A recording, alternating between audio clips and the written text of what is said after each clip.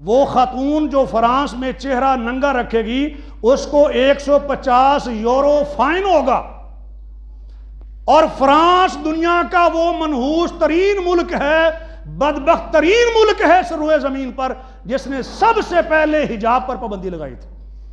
اب کتنا جرمانہ ہے؟ 150 یورو، جو چہرہ کھلا رکھے۔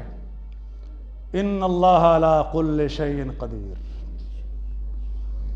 اللہ کی مخلوق ہے نا، اللہ کا نظام، اللہ کی زمین ہے، اس کا اختیار چل رہا ہے، اللہ دکھاتا ہے۔ پھر بازو ننگے رکھنے والوں کو بھی دکھاتا ہے، ڈھانپ لو، وہ آ رہا ہے ڈھینگی، کرونا وائرس کا حملہ ہو سکتا ہے، ڈھانپ کے رکھو اپنے آپ کو، کور اپ کر کے رکھو۔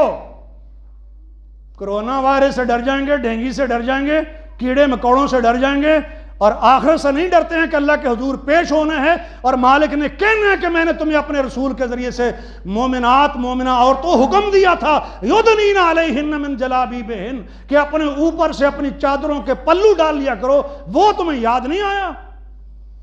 مخلوق سے ڈر گئی تھی اور اللہ سے نہیں ڈری، آخرت کا کوئی خوف نہیں تھا تمہیں۔ تو اللہ کی لاٹھی بے آواز ہے، اور وہ جیسے چاہتا ہے حکم دیتا ہے اور حکم جاری کرتا ہے۔ یہاں بڑا شور مچایا لوگوں نے جب ڈریس کوڈ جاری کیا تھا ہزارہ یونیورسٹی نے، دیکھو جی یہ کیا بات ہوئی کہ لڑکیاں یہ لباس پہنیں گی، اس پر تکلیف ہے، اس پر کوئی تکلیف نہیں۔ یہ کیا بات ہوئی کہ آپ چہرہ ڈھانپ کے رکھ رہے ہیں؟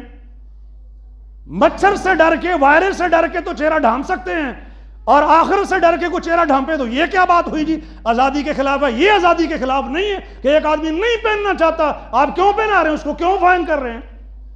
یہ آزادی کے خلاف نہیں، وہاں کوئی بات نہیں کرتا۔